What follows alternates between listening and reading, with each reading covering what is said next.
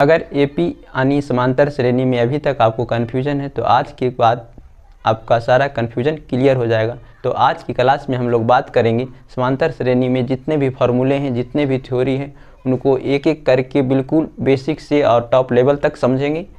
और next class जो हमारी होगी जो क्वेश्चन प्रैक्टिस की होगी। तो चलिए अब शुरू करते हैं अपना क्लास। तो जैसा कि आप हेडिंग में देख रहे हैं, यहाँ लिखा गया अरिथमेटिक प्रोग्रेशन, जिसे हिंदी में कहा जाता है समांतर श्रेणी। तो जैसा कि देख रहे हैं समांतर श्रेणी, तो जैसा कि देख रहे हैं कि समांतर श्रेणी, समांतर का मतलब हो जाता है समान अंतर। समांतर जब आप शब्द बोल रहे हैं समांतर यानी समान अंतर, तो समान अंतर को ही क्या कहा जाता है, समांतर कहा जाता है। तो इसी से इसका परिभाषा को हम लोग समझते हैं इस शब्द से। तो जैसा कि यहाँ डिफिनीशन हम लोग लिख कर लाए हैं, डिफिनीशन में लिखा गया है कि संख्याओं की ऐसी श्रेणी जिसके दो क्रमागत पदों का अंतर, संख्याओं की ऐसी श्रेणी जिसके दो क्रमागत पदों का अंतर सदैव समान होता है। जैसा कि देख रहे हैं कि संख्याओं की एक श्रेणी लिखा गया है यहाँ पे, इसके दो क्रमागत पद यानी लगातार, जैसे देख रहे हैं 2, 5 दोनों क्रमागत हुआ, 5 और 8 क्रमागत हुआ, 8 और 11 क्रमागत हुआ।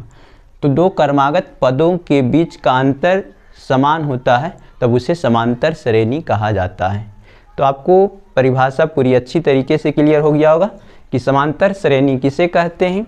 तो संख्याओं की वैसी श्रेणी जिसमें दो क्रमागत पदों के बीच समान अंतर होता है उसे समांतर श्रेणी कहते हैं। तो चलिए अब एग्जाम्पल को देख लेते हैं। जैसा कि देख रहे हैं यहाँ एग्जाम्पल में लिखा गया 2, 5, 8 और 11।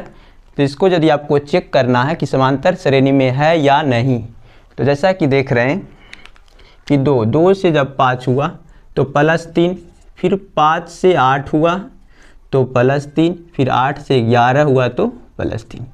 यानी सभी जब एक पद से दूसरे पद, दूसरे से तीसरे पद, तीसरे से चौथे पद में आ जा रहे तो सभी में +3 हो रहा है। यानी यहाँ जो अंतर आ रहा है, जो भी अंतर है वो अंतर +3 का आ रहा है। चलिए अब हम लोग देखते हैं दूसरा जो एग्जाम्पल है, दूसरे एग्जाम्पल में देखते हैं। दूसरा एग्जाम्पल में दिया गया 20 से हो गया 17 यानी -3 हुआ है, फिर 17 से हो गया 14 यानी -3 फिर से हुआ है, और 14 से हो गया है 11 यानी फिर से -3।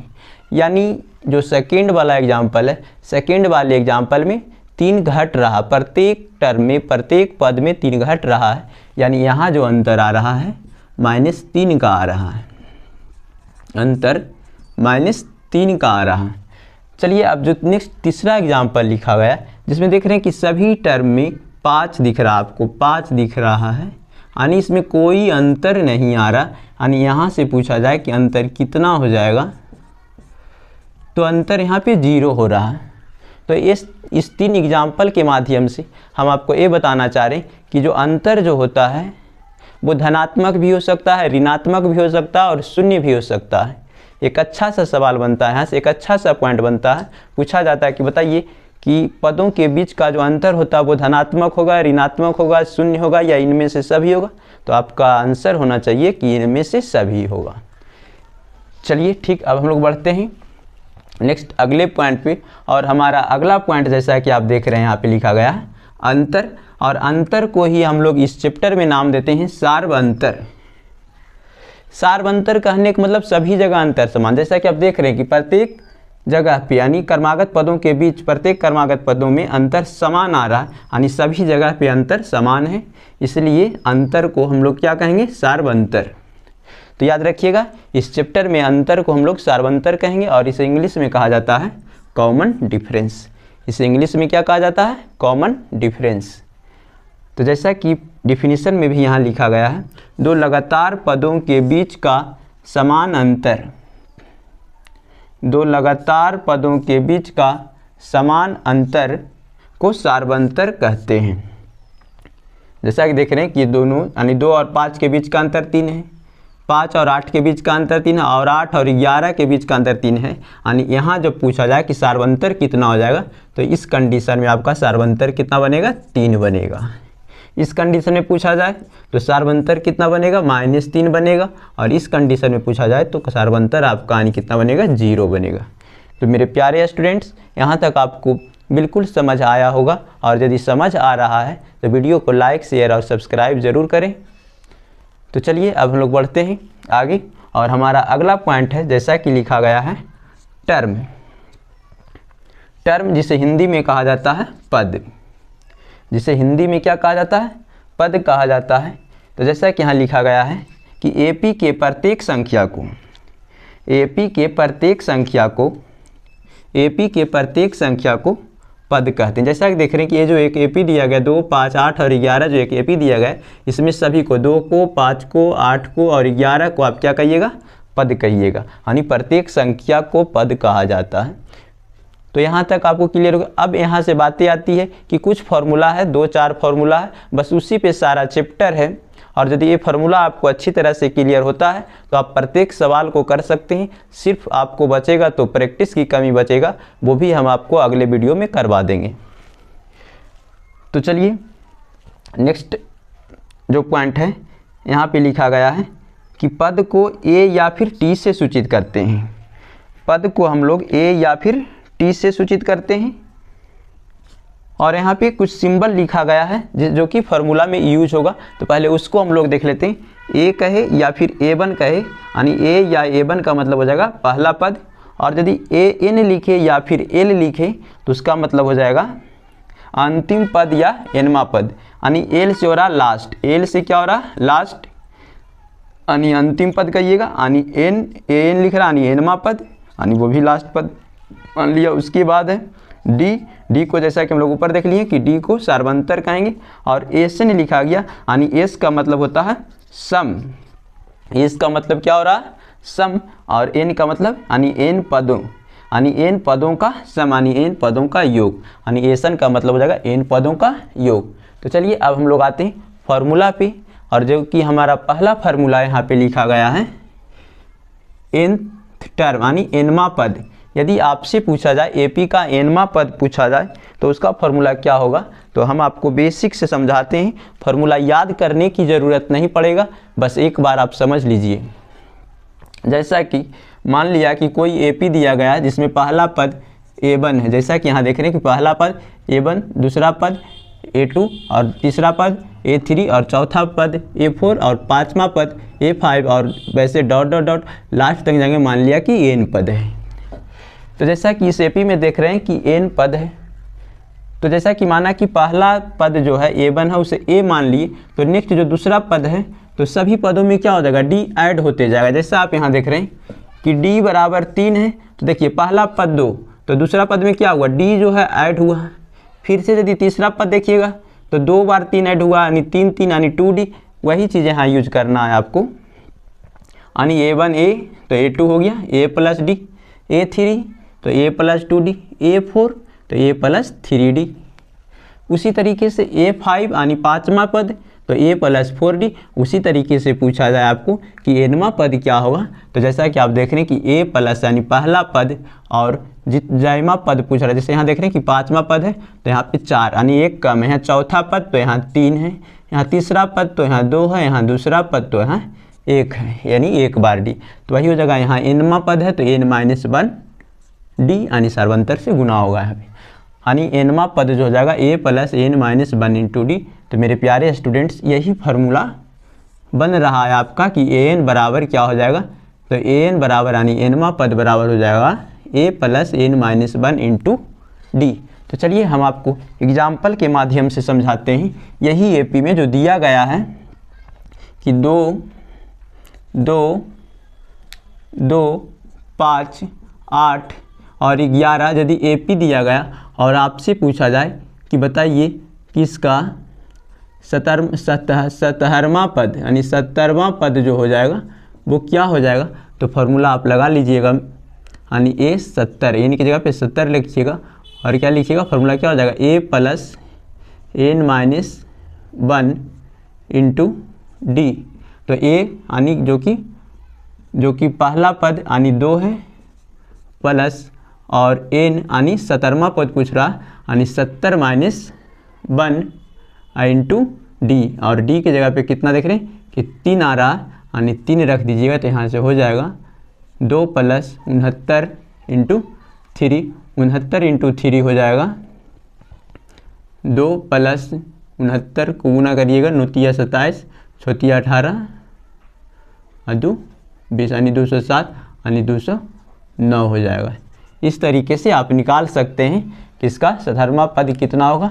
उसी तरीका है यदि आपसे पूछा जाए कि बताइए इसका पाँचवा पद कितना हो जाएगा, तो इसका पाँचवा पद वही कर देना ए, यानी ए बराबर कितना हो गया, ए बराबर हो गया 2 और पाँचवा पूछ रहा था यानी 4d यानी 4 और d देख रहे हैं 3 यानी 3 है, तो यहाँ हो जाएगा 2 प्लस 12 यानी हो जाएगा 14। तो मेरे प्यारे स्टूडेंट्स, जो पहला फार्मूला है आपको समझ में आ गया होगा। और यदि आपसे पूछा जाए कि एपी का जो जनरल फॉर्म यानी सामान्य रूप क्या होता है, तो आपको यही बता देना है कि ए प्लस डी, ए प्लस 2d, ए प्लस 3d, ए प्लस 4d और ए प्लस n-1d जो होगा लास्ट टर्म हो जाएगा।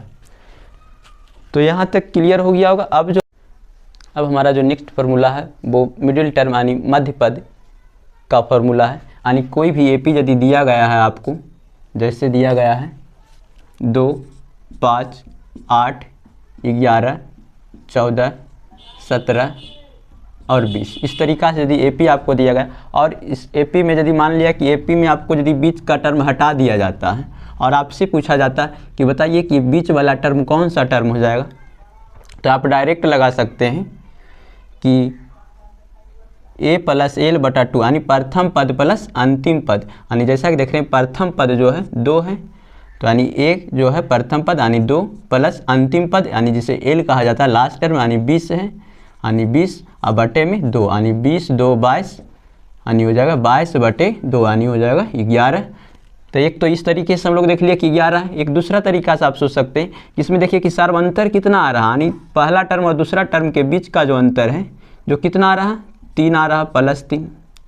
दूसरा और तीसरा के बीच का अंतर कितना रहा, +3, यानी यहाँ भी आएगा +3, यानी इस माध्यम से भी सोचते हैं तो 11 आता, यानी 11 सही है। तो मेरे प्यारे स्टूडेंट्स, आपको मध्य पद का फार्मूला भी समझ में आ गया होगा कि मध्य पद बराबर क्या होता है, तो प्रथम पद प्लस अंतिम पद बटे में 2 होता है और प्रथम पद को ए से और अंतिम पद को एल से सूचित करते हैं। एक फॉर्मूला जो हम आपको बताना चाहते हैं, सार्व अंतर बराबर यानी डी बराबर यदि कहीं भी पूछा जाए तो हम लोग डेफिनेशन में कर चुके थे कि दो लगातार पदों के बीच का अंतर, दो लगातार पदों के बीच के अंतर कोई सार्वंतर, यानी आप कर सकते हैं a1 a2 माइनस a1 यानी दूसरा पद माइनस पहला पद। इसी तरीके से या फिर आप लिख सकते हैं तीसरा पद माइनस दूसरा पद, या फिर कर सकते हैं चौथा पद माइनस तीसरा पद। यानी इस तरीके से आप नेक्स्ट अगला पद को पीछे वाले पद से घटाइएगा, इस तरीक़ा से यही सार्वंतर की फार्मूला होता है। तो चलिए आज का हमारा जो लास्ट पॉइंट है वो है n पदों का योग। यदि किसी एपी में n पद दिया गया और आपसे पूछा जाए कि उस पदों का यानी सभी पदों का योग कितना हो जाएगा तो जैसे कि आप इसी एपी में देख रहे हैं कि 2 से लेकर 2, 5, 8, 11, 14, 17 और 20 है और इसमें पूछा जाए कि बताइए इस एपी का योग कितना हो जाएगा, तो इस फार्मूले के माध्यम से आप निकाल सकते हैं। फार्मूला क्या है, n/2 into 2a plus n-1 into D. इस फार्मूला को दूसरे रूप में भी कहा गया है n/2, यानी यहाँ जो देख रहे हैं a प्लस एल, इसको हम आपको समझा देते हैं। 2a को आप लिख सकते हैं a प्लस ए, 2a को आप लिख सकते हैं a प्लस ए, और इधर जो लिखा गया n-1 इंटू डी। अब तो आप देख रहे हैं कि ये जो ऊपर में आप पढ़े हैं कि nवां पद का फॉर्मूला होता है a plus n-1 into D, nवां पद का फॉर्मूला होता है। और nवां पद को ही हम लोग क्या कहते हैं, nवां पद को ही हम लोग कहते हैं लास्ट पद यानी अंतिम पद। यानी इससे आप क्या लिख सकते हैं, a प्लस एल लिख सकते हैं। ये जो है nवां पद का फार्मूला और nवां पद को हम लोग लास्ट पद से सूचित करते हैं, इसलिए a प्लस एल। तो वही यहाँ लिखा गया कि a से यानी n पदों का योग कितना हो जाएगा, n/2 इंटू प्रथम पद प्लस अंतिम पद। तो मेरे प्यारे स्टूडेंट यहाँ तक समझ में आ गया होगा। और तो इस फार्मूला को यदि आप यूज करके इसमें देखना चाहते हैं तो आप कर सकते हैं। जैसा कि देख रहे हैं कि इस एपी में जो दिया गया है, इस एपी में टोटल कितना टर्म है, 1 2 3 4 5 6 7, यानी 7 पदों का योग। यानी इस एपी का 7 पदों का योग आपसे पूछा जाए, यानी S7 यानी 7 पदों का योग पूछा जाए, तो आपको लिखना है 7/2 और 2 के जगह पे 2 और a के जगह पे पहला पद यानी 2 है, प्लस फिर से n-1 यानी n-1 रखिएगा तो कितना हो जाएगा, यानी 7-1, और d जैसा कि देख रहे हैं कि 3 है, यानी 3 से मल्टीप्लाई। तो यहाँ से हल कर लीजिए, 7/2 4 हो जाएगा, और यहाँ पे प्लस यहाँ 6, अच्छे तिया कितना हो जाएगा, 6 गुना 3 यहाँ पे हो जाएगा, यानी 18 हो जाएगा। यानी यहाँ से हो जाएगा 7/2 गुना 22, यानी 11, 11 गुना 7 यानी 77 हो जाएगा।